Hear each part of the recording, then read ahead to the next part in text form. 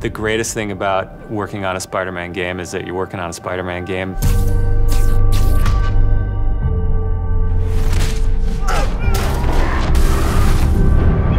The hardest thing is that it's a Spider-Man game. We really care about storytelling here at Insomniac.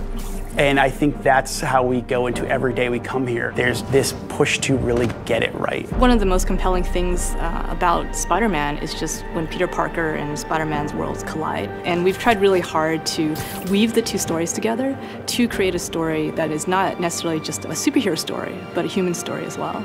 So this Spider-Man is a little different. He's older, he's 23, so he's been Spider-Man for 8 years, and kind of like an athlete in the prime of his career, he's starting to get good at the Spider-Man thing. The nice thing about playing an experienced Spider-Man is that he's already familiar with his powers, right? He's not just discovering them. We always think of Spider-Man as, we call him, the acrobatic improviser.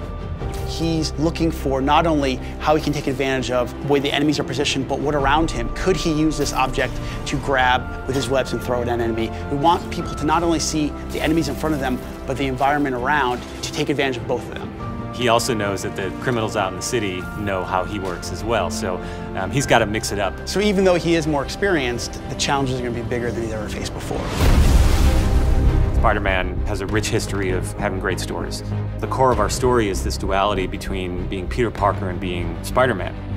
What's cool about Mr. Negative is that he also has a duality. He's got his positive side as Martin Lee, who runs the homeless shelters in the city, but he also has his negative side.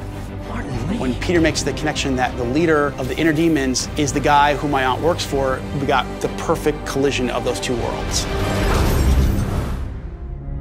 So many people have their own vision of what Spider-Man should look like, what he should sound like, and in the end, we just have to put a new and fresh twist on who he is. And for us, it's really, really important to deliver those big spectacle moments, those near impossible scenarios that only someone like Spider-Man can survive, and put you in that action. You got this, you got this, you got this! We understand what this character means to people in here, and we're making this game with a lot of heart, and we're going to do whatever it takes to give people the ultimate Spider-Man experience, the game that they've been waiting for.